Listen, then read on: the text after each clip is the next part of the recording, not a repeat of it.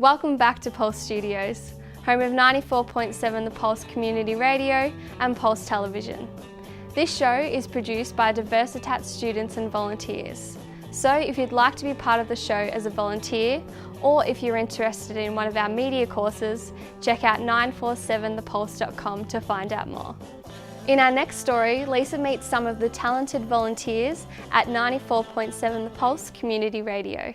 Hello and welcome to Little Ryrie Street. This is the home of 94.7 The Pulse and Pulse Geelong Television. In here we produce over 80 different programs every week, lots of different genres, plus our multicultural hours. We're broadcasting in 18 different languages. So today we're going to go and have a little chat to some of our presenters. Let's go and have a look. So now we're inside the depths of 94.7 The Pulse. We have 130 different volunteers that produce great radio every week. This is the studios. Let's go and see who's behind this door. My name's Stefan Popovich and I'm the host of the Serbian Youth Radio Show. I've been doing this for about 4 years now, and I overtook the last few guys that were doing it that went overseas and they wanted to try something new, and I was happy to jump in. And 4 years later I've kept doing it and thoroughly enjoy it every week, coming in and having the opportunity to communicate any of the particularly important events in the community, and also just have a little bit of fun and get some training in the deep end. I reckon, just in terms of radio and presenting, it's one of the best spots I could have done it. I think community radio is really important because it allows you the opportunity to hone your skills, but also it's that element of you can be jumping in the deep end and be thrown behind a panel and have to panel your own show, host your own show, present a variety of different topics. But also there's that element of, as much as the pressure is there because it's the deep end, it's not there because you can make mistakes. And if you do make a little bit of a mistake and you might have a second or two of dead air or things like that, stuff that probably wouldn't be as forgivable in commercial radio, I think in community it's an opportunity for you to make the mistakes and sort of get away with them and iron out any little wrinkles and creases that you may have in your delivery, in your producing, in your general preparation and hosting of a show, whether it's an ethnic program or even a program dedicated to something that might be of particular interest, whether it's bike riding or a general sports show. Audience for me is primarily a youth audience, so I would say people from the ages of say 10 to 35. I would still classify that as a fairly youth audience, but I've noticed going around to different parts of Melbourne, different parts of Geelong, I actually have a lot of people who will listen in that are actually older, because generally I cover a wide variety of news, and the fact that it's not just the music they'll listen to. You get the youth that'll listen for the music, but then you'll get some of the older audience that will listen in for the updates, the event information, the news, the weather, the sport, things like that, because I cover so much stuff that's over in Serbia, that's relevant over in Serbia, but it's also relevant here, and there's local content. So I've noticed that while it is the Serbian youth program, I've got people listening in that are 65, 70, so I'll get requests some nights for songs from a lady in Hamlin Heights who's 75, and then the next minute I'll get a call from someone in Sydney who's 23 and is asking for something completely different, just a song that might be completely brand new, whereas this one who's 75 will be more interested in sort of hearing their name on air and getting a bit of a shout out, and then you can sort of play whatever, I mean, as long as it's in the realms of appropriateness.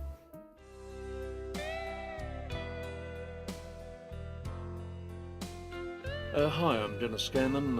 I present the morning program on the Pulse, have for about 10 years now, and for most of that time I've worked with my dear friend the Professor. Now, the reason we call him the Professor is because Courtney is phenomenal. He has a photographic memory when it comes to 60s, 70s and 80s music.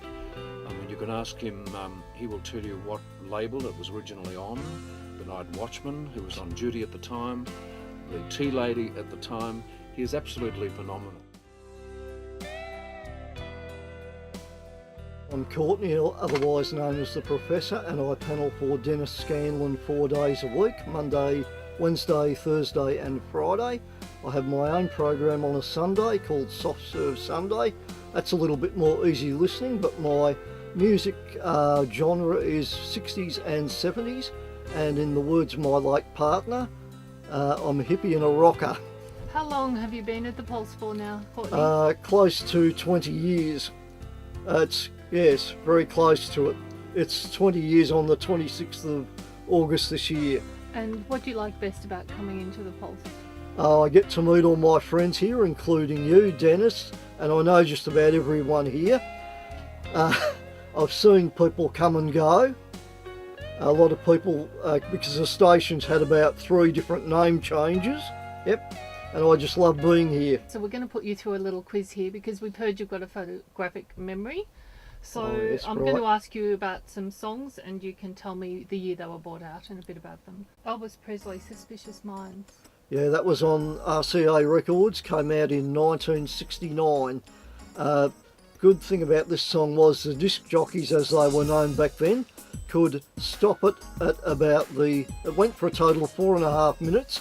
There was a bit in it towards the end, a bit of a fade out where the disc jockeys could fade it out and go into either a station ID or another song or talk, or they could keep it going because the fade out, he began to sing in normal time again, and it went for another minute up to the 4.5 minute mark. Bad Moon Rising. Creedence Clearwater Revival, and at a rough guess that was around 67, 68. That was originally on Liberty Records. Liberty Records folded in 1971. The last album to be on that over here was Pendulum in 1971. That yielded the hit single Have You Ever Seen the Rain, backed with Hey Tonight. It was a double A. Lee Simon, You're So Vain. Yeah, that came from her album No Secrets. Came out in early 1973 on Elektra Records. That was a #1 as well. Carole King, It's Too Late. Yep, that was a big song in 1971 for her. On A&M Records was the first single from the album Tapestry, and the songs were written by her and her partner Jerry Goffin. I'm Venta and I'm Steve Popovich, and we run in Macedonian program Wednesday night 7 to 8. And this is nearly more than 25 years with the radio station.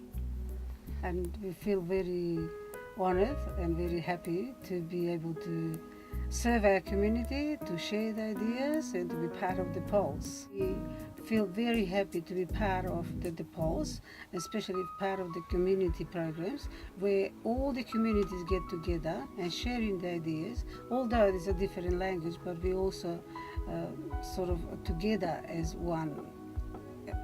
Sort of the Pulse is serving like we all one community, and it's really, it's great for us. It's very beneficial for all of us. Even when we come every Wednesday, we see the other presenters from the South Africans or Persian or other community. And, it's very, very interested and very good for every community, not just for our community, but in another community. And very pity someone if they miss. And many people can ask why is another community not involved in the radio. But have to be happy to volunteers, and we all volunteer to the station.